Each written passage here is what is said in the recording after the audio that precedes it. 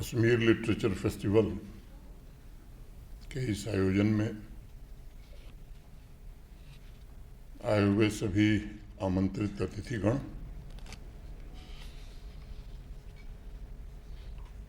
देश के विभिन्न हिस्सों से आए हुए राइटर्स, थिंकर्स,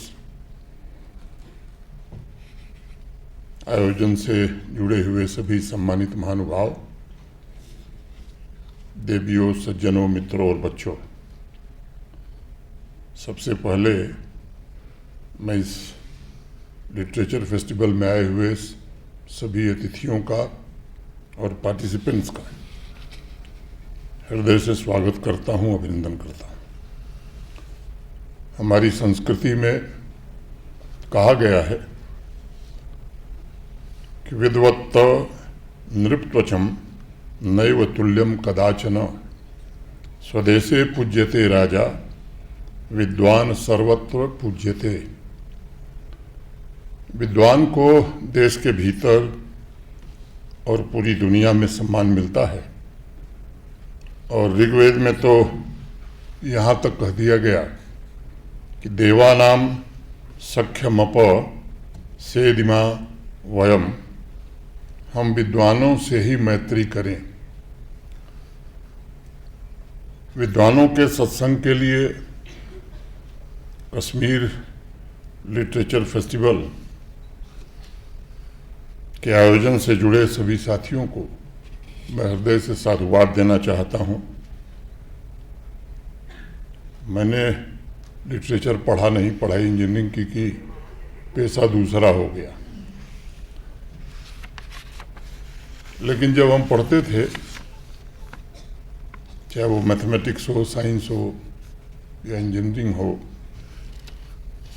तो इनके सिद्धांतों पर आधारित ऐसे डिज़ाइन डेवलप करने की कोशिश करते थे, ऐसे सॉल्यूशंस विकसित करने की कोशिश करते थे, ऐसे प्रोडक्ट्स और स्ट्रक्चर बनाने का प्रयास होता था जो समाज के समग्र विकास की गति को और तेज कर सके।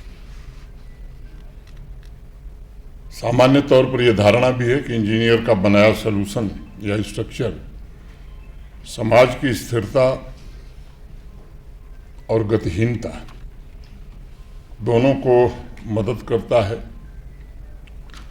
समाज को प्रगतिशील बनाता है और सामान्य नागरिकों की क्वालिटी ऑफ लाइफ भी सुनिश्चित करता है। लेकिन मैं समझता हूं कि एक राइटर के द्वारा शब्दों का जो स्ट्रक्चर बनता है वो समाज की चेतना पर चोट करता है और उसके नए आइडियाज़, नए दृष्टिकोण, नई कल्पना उनको दे करके वो जीवंत बनाने का प्रयत्न करता है। तो अगर सही में विचार करें तो राइटर भी एक इंजीनियर है, लेकिन वह मैथ साइंस के लैबोरेटरी की बजाय अस्तित्व की लैब में सीखने की कोशिश करता है। मैं समझता हूं कि एक राइटर, एक थिंकर की थ्योरी भी थोड़ी भिन्न होती है, अलग होती है। वह अस्तित्व के बगीचे से ऐसे शब्द चुनता है जैसे माली बगीचे से फूल चुनता है। और इसलिए अगर इतिहास में झांकें तो जितने भी राइटर और थिंकर हुए हैं, उन्होंने अपनी कल्पना और आइडिया से बराबर समाज को नई दिशा दी है, एक नया मार्गदर्शन प्रदान करने का काम किया है। व्यक्तिगत रूप से देखा जाए तो साहित्य में मेरी भी रुचि है। मैं कहूँ कि साहित्य आता हो या न आता हो, लेकिन साहित्य से प्रेम और रुचि मेरी भी है। स्कूल के दिनों से ही अनेक भारतीय और विदेशी लेखकों की किताबों को पढ़ा है, उन्होंने प्रभावित भी किया है।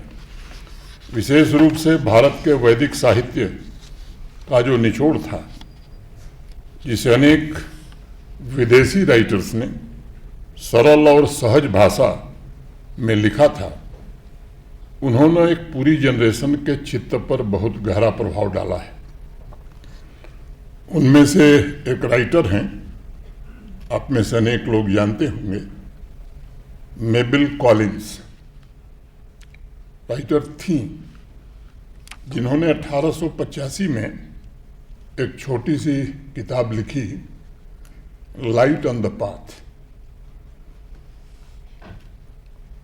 30-35 पन्नों में उन्होंने कुछ सूत्र लिखे थे, और जिसका पहला सूत्र मैं उद्धृत करना चाहूंगा, kill out ambition but work as those work who are ambitious. महत्वाकांक्षा को मार दो, खत्म करो, लेकिन उन लोगों की तरह काम करो जो वास्तव में महत्वाकांक्षी हैं। मेबिल का संदेश यही था कि व्यक्तिगत लाभ की इच्छा को समाप्त कर दो, लेकिन एक महत्वाकांक्षी व्यक्ति के समान समर्पण और प्रतिबद्धता के साथ काम करो, और पूरी तरह निस्वार्थ हो, तथा जिसमें काम के प्रति प्रेम और सेवा का भाव भी शामिल हो। मेबिल की किताब लाइट ऑन द पाथ ने समाज की चेतना पर बड़ा गहरा प्रहार किया है। उनके शब्दों ने निस्वार्थ सेवा, सेल्फलेस सर्विस को बड़ी तरजीह दी है, ताकि जीवन का कण-कण, जीवन का क्षण-क्षण राष्ट्र निर्माण के लिए समर्पित हो सके। मुझे एक छोटी सी कहानी ध्यान में आ रही है। एक बार एक बड़े पराक्रमी सम्राट ने अपने राज्य के सभी लेखकों, राइटर्स और चिंतक, थिंकर्स को बुलाया और कहा कि मुझे 2-4 ऐसी लाइनें लिख करके दे दो जो मेरे लिए ज्ञान सूत्र का काम करें जीवन भर, और मैं जब खुश रहूं, खुशी में उदास और उदासी में सुखी हो सकूं, ऐसी पंक्तियां लिख करके हमें सूत्र के रूप में दे दो। लोग बड़े परेशान हुए, खासतौर से राइटर्स और थिंकर्स हैरान भी थे। महीनों सोच विचार चलता रहा, लेकिन उन्हें कोई ज्ञान सूत्र हाथ नहीं लग रहा था। तो हार करके एक बड़े बुजुर्ग से राइटर थे, उनके पास गए और उनको अपनी चिंता बताई। बुजुर्ग राइटर ने उन्हें देख कर हंसना शुरू किया और उन्हें कहा कि तुम लोग स्वयं इतने दुखी हो तो ज्ञान सूत्र कहाँ से मिलेगा तुम्हें। फिर उन्होंने कागज पर 4 शब्द लिख करके उनको दे दिया, दिस टू इज शैल पास। ये 4 शब्द लिख करके उनको एक कागज पर पकड़ा दिया। वो राइटर और थिंकर सम्राट के पास गए और वो कागज दे दिया था। सम्राट उस सूत्र को पढ़ करके हंसने लगे और फिर दोबारा रोने लगे, फिर हंसना शुरू कर दिया और फिर रोना भी शुरू कर दिया, क्योंकि जब वो हंस रहा था तब उसे याद आया कि दिस टू शैल पास, और फिर वो दूसरी अवस्था में आ गया। जब रोने लगा तो फिर वो उसे याद आया कि दिस टू शैल पास, वो भी बीत जाएगा, और वो हंसना भी शुरू कर दिया। तो यह ज्ञान सूत्र एक राइटर और थिंकर ही दे सकता है। एक राइटर ही साहित्य की विभिन्न विधाओं के माध्यम से आइडियाज़ को प्रिजर्व कर सकता है, पूरी दुनिया को आकार दे सकता है, संस्कृति को प्रभावित कर सकता है और क्रिटिकल थिंकिंग को भी प्रमोट कर सकता है।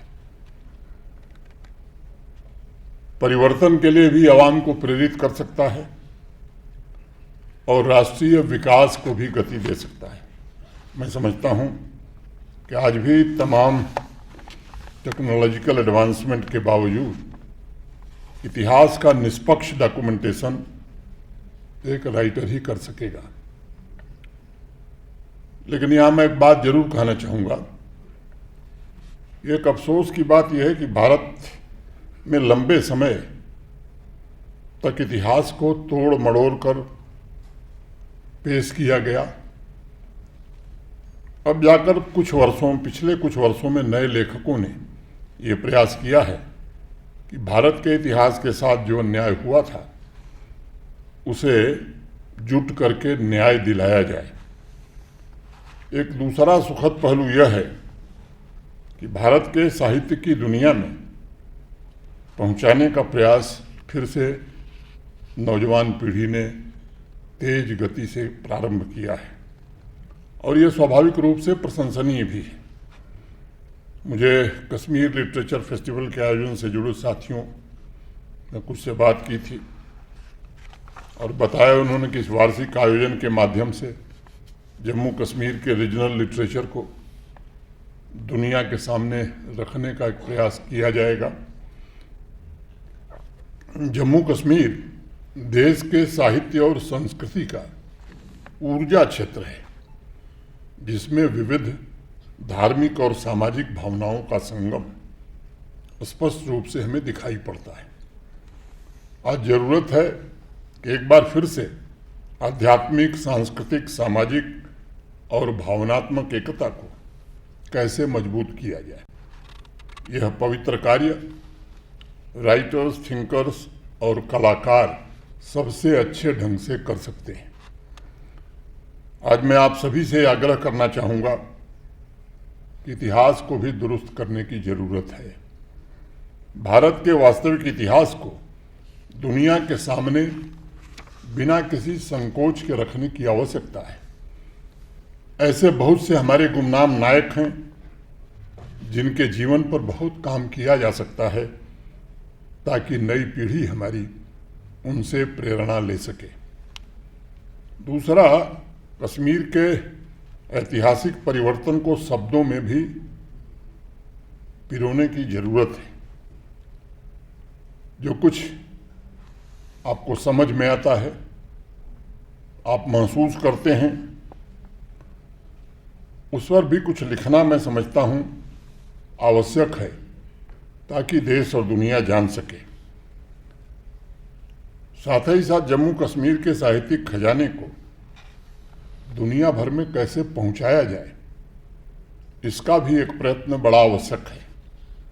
बहुत से प्रबुद्ध जनों ने कथा सरित सागर पढ़ा ही होगा। जम्मू कश्मीर के प्रकांड विद्वान पंडित सोमदेव ने 1063 से 1081 1063 से लेकर 1081 के बीच इसकी रचना की थी। वह पुस्तक कश्मीरी साहित्य वृहद कथा से प्रभावित थी और 900 साल बाद जब उसका इंग्लिश ट्रांसलेशन हुआ तब लिटरेरी वर्ल्ड में एक बड़ा भारी हंगामा खड़ा हो गया।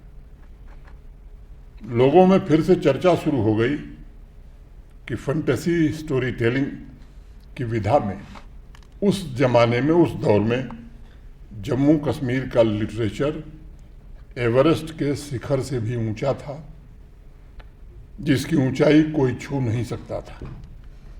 इतिहास लेखन में कल्हड़ की तुलना मुझे लगता है कि असंभव है। कश्मीरी भाषा में लल्लेश्वरी ने जो लिखा है वो अपने आप में अद्वितीय और अनूठा है। चाहे कोई पढ़ा लिखा हो या फिर खेत में काम करने वाला अनपढ़ किसान हो, सभी में लाल देद के बाख यानी उनके वाक्य आज भी मौजूद हैं। हब्बा खातून के अल्फाज हों या फिर नुंद ऋषि की मिस्टिक बातें हों, सब इसी जमीन से तो निकली हैं। आधुनिक युग में भी अगर हम बात करें तो दीनानाथ, नादिम मास्टर जिंदा कौल, महजूर, सर्वानंद कौल प्रेमी, रहमान राही, पद्मा सचदेवा, अनेक विभूतियों ने साहित्य सृजन को जागृत रखने का काम किया। हमारे देश का शास्त्रीय संगीत जिसमें 2 धाराएं निकली हैं, उसकी भी शुरुआत जम्मू कश्मीर से ही हुई थी। पंडित विष्णु नारायण भातखंडे जी की एक किताब है, मेरी दक्षिण भारत की संगीत यात्रा। उस किताब में भातखंडे जी ने लिखा है कि संगीत रत्नाकर के रचयिता सारंगदेव के पूर्वज सोढल यहीं जम्मू कश्मीर के रहने वाले थे और बाद में पूरा परिवार उनका महाराष्ट्र चला गया। यह सभी उदाहरण इस बात के प्रतीक हैं कि भारतवर्ष का सांस्कृतिक बोध और राष्ट्रीय चेतना सनातन काल से जम्मू कश्मीर से गहराई से जुड़ी रही है। साथ ही हमें विविध भाषाओं में रचे गए साहित्य को भी प्रमोट करने की आवश्यकता है। मैं समझता हूं कि हमारी भाषाई विविधता अन्य साहित्यिक सभ्यताओं से भी ज़्यादा पुरानी है और इसकी एक लंबी और समृद्ध परंपरा हमारे देश में रही है। अगर हम अपनी विरासत को देखते हैं तो महर्षि वेदव्यास, वाल्मीकि, वल्लथोल, तिरुवल्लुर, कल्हड़, बाद में नानक, गंगा देवी, लल्लेश्वरी, कबीर, गुरुदेव, रविन्द्रनाथ टैगोर, सूर्यकांत त्रिपाठी, निराला, जयशंकर प्रसाद, रामधारी सिंह दिनकर, महाश्वेता देवी, अनेक नाम, वक्त नहीं कि सबका नाम पढ़ा जाए, जैसे लेखकों की एक अनंत श्रृंखला है जिसने भारतवर्ष की संस्कृति और इतिहास को समृद्ध बनाया है। भारत के साहित्यिक इतिहास को अगर हम देखें तो इसका दायरा बहुत ही व्यापक रहा है। उसमें समस्त मानवता की बात की गई है और उसमें ग्लोबलाइज्ड वर्ल्ड की झलक भी आपको मिलेगी, जिसकी आजकल बड़ी चर्चा है। जबकि हमारी वसुधैव कुटुंबकम की परंपरा यह बहुत ही पुरानी है। इतिहास में बहुत पीछे न जाते हुए अगर सिर्फ यह देखें कि जब 7वीं शताब्दी में कश्मीर में नीलमत पुराण लिखा जा रहा था तब उस समय विश्व के लिटरेरी सर्किल में क्या हो रहा था, या फिर जब शिल्प शास्त्र की रचना हुई थी तो समकालीन विश्व में कौन सा प्रसिद्ध ग्रंथ लिखा गया था। जब ये कॉम्पैरेटिव स्टडीज, तुलनात्मक अध्ययन से एक बात तो स्पष्ट हो जाती है कि अध्यात्म और साहित्य में भारत की बराबरी का दावा दुनिया का कोई दूसरा देश नहीं कर सकता। 11वीं शताब्दी में जब कल्हड़ राज तरंगिणी लिख रहे थे और नन्या आदि कवि तेलुगु में महाभारत का ट्रांसलेशन कर रहे थे, उस समय विश्व के अन्य भागों के साथ वेस्टर्न वर्ल्ड में उनके समकालीन कोई ऐसी महत्वपूर्ण रचना आपको नहीं मिलेगी। लोग कहते हैं कि साहब ठीक है, भारतवर्ष का इतिहास बहुत समृद्ध था, लेकिन हमें अतीत में जाने की जरूरत क्या है? हमें तो वर्तमान देखना चाहिए। मैं मानता हूं कि अगर अतीत समृद्ध था और उस अतीत से प्रेरणा लेकर हमारी नई पीढ़ी के युवा राइटर्स इसे ऊंचाई पर ले जाने की कोशिश करें तो स्थितियों को तेजी से बदला जा सकता है। मेरा विश्वास है कि भविष्य में आगे बढ़ने के लिए हमें अपनी जड़ों की ओर जरूर लौटना होगा, विचार करना होगा। मैं संक्षेप में जरूर ये आपसे कहना चाहता हूं कि पिछले 4-5 वर्षों में किताब, लिटरेरी फेस्टिवल, संगीत या इस तरह के आयोजन जम्मू कश्मीर में भी बड़ी संख्या में पिछले 5 वर्षों में हो रहे हैं। प्रबुद्ध जनों से बराबर ही आग्रह किया जाता है कि इस तरह के फेस्टिवल की परंपरा और बढ़नी चाहिए। हर वर्ष 2-3 उत्सव महत्वपूर्ण हो रहे हैं यहाँ। लाइब्रेरी में भी मैं देख रहा हूँ बच्चों की भीड़। जम्मू कश्मीर के अलग अलग हिस्सों में, वो यूथ सेंटर्स हों या बसोहली का उत्सव हो, अनेक इस तरह के कार्यक्रम ये फिर से सांस्कृतिक विरासत को पुनर्जीवित करने में योगदान दे रहे हैं। इंडियन क्लासिकल म्यूजिक से युवा पीढ़ी को जोड़ने का प्रयत्न भी प्रारंभ हुआ है।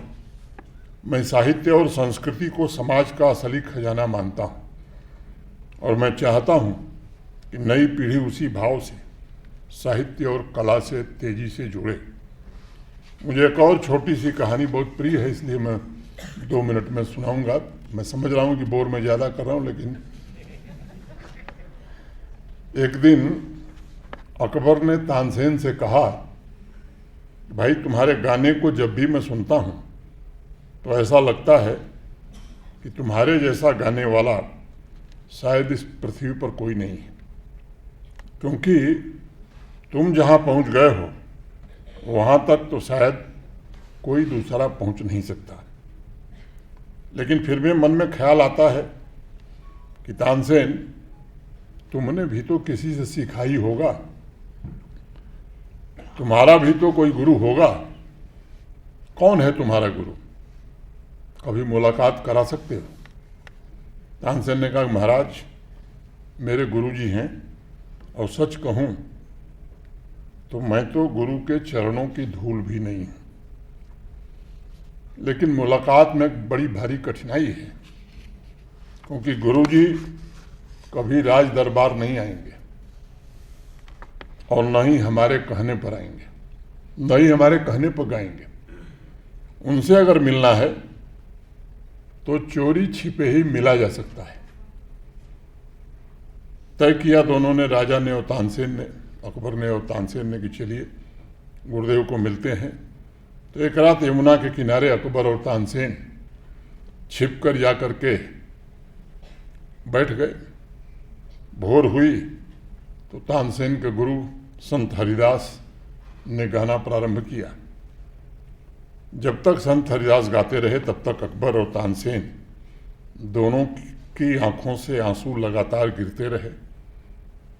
दोनों में से किसी ने भी एक शब्द बोलने का साहस नहीं किया।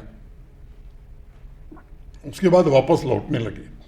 राजमहल के पूरे रास्ते दोनों रोते हुए वापस लौटे, लेकिन आपस में कोई बात नहीं हुई। गेट पर जब दोनों अलग अलग हुए तब अकबर ने एक सवाल किया, तानसेन तुम अपने गुरु की तरह क्यों नहीं गा सकते हो?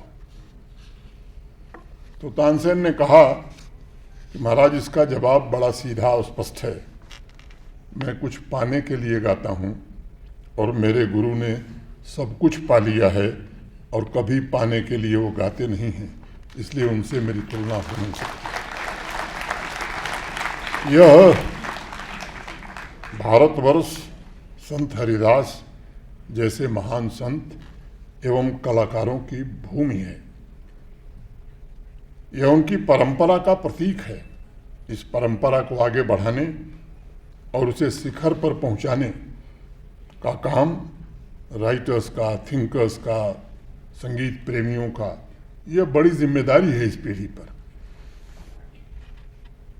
एक और बात, चूंकि कार्यक्रम श्रीनगर में है तो मुझे लगता है कि आप लोगों से एक निवेदन करना मैं अनिवार्य समझता हूँ। यहाँ के नैरेटिव को दुरुस्त करने का काम भी आप ही जैसे लोगों का है। दशकों तक, लंबे समय तक मैनिपुलेटेड नैरेटिव यहाँ चलाया गया, जानबूझ करके चलाया गया। दबी जुबान में लेखक और मीडिया के लोग मिलते हैं, इस बात को स्वीकार भी करते हैं। जिनको कहते हैं साहब सीमा पार का भय है, ये भी स्वीकार करते हैं कुछ वहाँ से भी चलाया जाता है और सीमा पार से चलाए गए नैरेटिव को घाटी में प्रमोट करने की कोशिश होती है। यहाँ कश्मीर घाटी के भीतर टेरर इकोसिस्टम से जुड़े हुए कुछ ऐसे तत्व थे, कम हैं लेकिन अभी भी कुछ हैं, जो नैरेटिव को कंट्रोल करने की कोशिश करते हैं, कंट्रोल करते भी हैं। उस इकोसिस्टम को काफ़ी हद तक समाप्त करने में सफलता मिली है, लेकिन अभी भी कुछ ऐसे तत्व बचे हैं जो आतंकवादी गुटों के नैरेटिव को आगे बढ़ाने का प्रयत्न भी करते हैं, सामान्य नागरिक को बरगलाने की कोशिश भी करते हैं। कुछ हैं लोग जिन्हें कश्मीर की तरक्की से दिक्कत है। अब मुझे लगता है कि कश्मीर का आम आदमी इस खेल को समझ गए और 22 अप्रैल के बाद जिस तरह से गांव, शहर, कश्मीर के कोने कोने से लोग निकले, स्वतः निकले, किसी का उसमें कोई कहे कि हमने निकलवाया तो वो झूठ के अलावा कुछ नहीं है। स्वतः स्फूर्त स्पॉन्टेनियस लोगों ने आतंकवाद का, पाकिस्तान के कृत्य का विरोध किया। आम जनता और युवा दोनों इस बात को जानते हैं कैसे तमाम अफवाहें मैनिपुलेटिव नैरेटिव के जरिए गुमराह लंबे समय तक किया गया। कोशिश फिर हो सकती है। ऐसे तत्वों का आवाम में कोई स्थान नहीं होना चाहिए। और मुझे भरोसा है कि जिस दिन प्रबुद्ध जन, खासतौर से साहित्य जगत से जुड़े, संगीत से जुड़े तत्व, युवा पीढ़ी, प्रबुद्ध जन फोर्सेस के साथ ये तय कर लेंगे तो जो ये बचे खुचे अवशेष हैं ये भी पूरी तरह समाप्त हो जाएंगे। मैं आप सबसे आग्रह करूंगा, निवेदन करूंगा कि इस पर आपका योगदान बड़ा आवश्यक है। गिरधर राय का नाम हिंदी में जिसकी रुचि होगी उसने कभी सुना होगा। 1922 में एक 2 लाइन की कविता लिखी उन्होंने। कविता बड़ी है, मैं 2 लाइन पढ़ रहा हूँ। पानी बाढ़े नाव में, घर में बाढ़े दाम, दोनों हाथ उलीचिए यही सज्जन को काम। ये लिखा किसके लिए उन्होंने? एक बनारस में भारतेंदु हरिश्चंद्र जी होते थे, हिंदी साहित्य के बड़े विद्वान पुरोधा थे। उनके पूर्वजों के पास अपार दौलत थी, लेकिन उनको दौलत से कोई प्रेम नहीं था। कोई अच्छी किताब लिखने वाला, कोई कविता लिखने वाला मिल जाए तो भारतेंदु हरिश्चंद्र जी मुक्त हस्त से उसको इनाम देते थे। दोनों हाथ से लुटाते लुटाते अब उनके पास पैतृक एक हीरे की बहुमूल्य अंगूठी रह गई थी। तब उनके दोस्तों ने उनको समझाया कि अब ये किसी कवि या लेखक को अंगूठी पहनाने की गलती मत करिएगा। एक दिन ब्रजभाषा के एक कवि काशी आए थे और भारतेंदु हरिश्चंद्र के पास चलकर उनके घर पहुंच गए और ताज़ा ताज़ा लिखा हुआ छंद उनको सुनाने लगे। घर में कुछ था ही नहीं, तो भारतेंदु हरिश्चंद्र ने वो अंगूठी निकाली और वो अंगूठी इनाम में उनको दे दिया। एक मित्र ने कहा कि यह आपने क्या किया? बाप दादाओं की आखिरी निशानी भी आपने नहीं रखी। तो भारतेंदु हरिश्चंद्र ने बड़े सहज भाव से कहा कि धन की सहज वृत्ति यह है कि वह या तो खाता है या खाया जाता है। राइटर और थिंकर की भी सबसे बड़ी निशानी यही है कि शब्दों के अलावा उन्हें और कोई वस्तु न भाव लगती है, न मोल लगती है, और यही उनका सबसे बड़ा गुण है जिसने सभ्यता को अब तक बचा के रखा है। मशहूर लेखक E.B. वाइट को 1971 में अमेरिकी सरकार ने साहित्य का राष्ट्रीय पदक दिया था। सितंबर 1973 में स्पेन मैगजीन में उनका भाषण प्रकाशित हुआ। E.B. वाइट ने लिखा था कि एक राइटर का सबसे प्रमुख कर्तव्य है कि वह उड़ान भरे, और दूसरा कर्तव्य है कि साहस के साथ उस उड़ान में दूसरों को भी साथ लेकर के आए, और उसका तीसरा कर्तव्य है कि वह निराशा की स्थिति में भी समाज में आशा बनाए रखे। चौथा काम यह है कि इंसान की आस्था को भी जीवित रखे। मेरी भी आप सब राइटर्स और थिंकर्स से यही अपेक्षा है, निवेदन है। अंत में अपनी बात समाप्त करने से पहले मैं यहाँ उपस्थित सभी राइटर्स, थिंकर्स से ये निवेदन करना चाहूँगा कि समाज की जीवंतता में आप उजाले की तरह काम करते हैं। आपकी लेखनी, आपके विचार, इनके अलावा समाज को राह दिखाने वाला दूसरा कुछ इससे प्रभावी हो नहीं सकता है। आप न केवल इस महान राष्ट्र की पहचान हैं, उसके इतिहास, उसके मूल्यों को भी आप अभिव्यक्ति देते हैं। समाज की सामूहिक स्मृति को भी संरक्षित रखने में आपका बड़ा योगदान है। ये बहुत बड़ी जिम्मेदारी का काम है और मैं चाहूँगा कि निष्पक्षता से आप अपनी इस जिम्मेदारी को निभाएं, नई पीढ़ी को अपनी बौद्धिक और भावनात्मक गहराई की विरासत जाने से पहले जरूर सौंप के जाएं, ताकि ये हमारी परंपरा आने वाले समय में भी कायम रहे। फिर से आयोजन से जुड़े सभी साथियों के प्रति हृदय से कृतज्ञता ज्ञापित करते हुए मैं आप सबको हृदय से धन्यवाद देते हुए अपनी बात पूरी करता हूँ। और दिनकर जी की एक कविता याद आ गई, पांडे जी, उसको पढ़ देता हूँ। स्वानों को मिलता दूध वस्त्र भूखे बालक ककुलाते हैं, माँ की हड्डी से चिपक ठिठुर जाड़े की रात बिताते हैं। युवती के लज्जा वसन बेच जब ब्याज चुकाए जाते हैं, मालिक तब तेल फुलेलों में पानी सा द्रव्य बहाते हैं, पानी सा द्रव्य बहाते हैं। बहुत बहुत धन्यवाद।